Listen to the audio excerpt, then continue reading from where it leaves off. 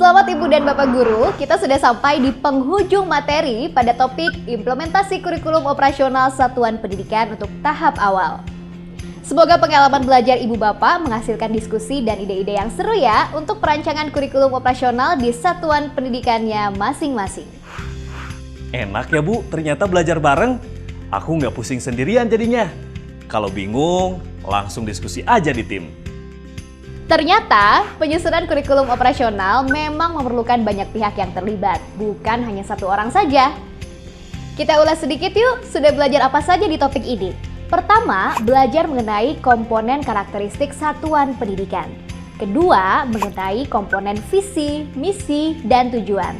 Lalu, belajar cara merancang kurikulum operasional di tahap awal. Bisa dimulai dari melakukan penyesuaian kecil dari contoh dokumen yang disediakan. Yang penting relevan. Nah, kemudian dilanjut dengan sosialisasi ulang visi, misi, dan tujuan kepada seluruh warga satuan pendidikan deh. Agar semuanya tahu dan paham harapan besar dan arah yang mau dituju satuan pendidikan. nah, lalu apa langkah selanjutnya? Loh Pak, kok tumben gak langsung jawab? Biasanya kalau ada pertanyaan langsung muncul. Oh, maaf. Ini saya lagi milih aksi nyata. Bingung nih, mau pilih yang mana? Memangnya ada pilihan apa aja? Ada yang tentang komponen 1, sama sosialisasi ulang visi, misi, dan tujuan di satuan pendidikan. Bingung nih, mau pilih yang mana? Soalnya sekolah saya belum melakukan keduanya. Kan Bapak punya tim belajar, bisa bagi-bagi dong aksi nyatanya. Misal, aksi nyata tentang komponen 1. Terus ada kelompok yang mengerjakan aksi nyata komponen 2. Lalu, Ibu atau Bapak sebagai kepala satuan pendidikan tetap menjadi pembimbing di kedua kelompok, biar mengerti semua prosesnya dan menjadi mentor untuk para guru. Memangnya boleh? Kenapa tidak boleh?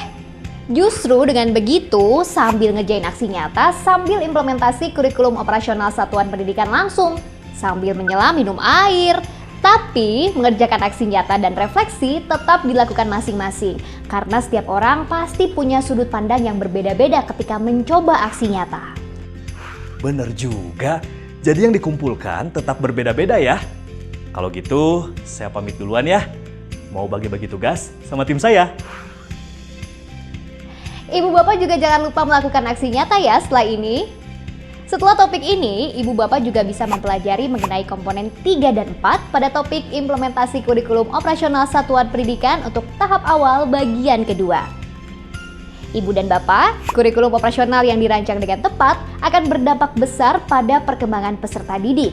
Maka dibutuhkan kerjasama yang kompak antara kepala satuan pendidikan, pendidik, peserta didik, orang tua, dan seluruh ekosistem sekolah. Ibu Bapak bisa jadikan tahap awal sebagai langkah pertama untuk lebih memahami komponen-komponen kurikulum operasional untuk pengembangan satuan pendidikan ke depannya. Tapi jangan puas di langkah pertama, ayo terus belajar dan mencoba sampai kita bisa mengembangkan kurikulum operasional secara mandiri.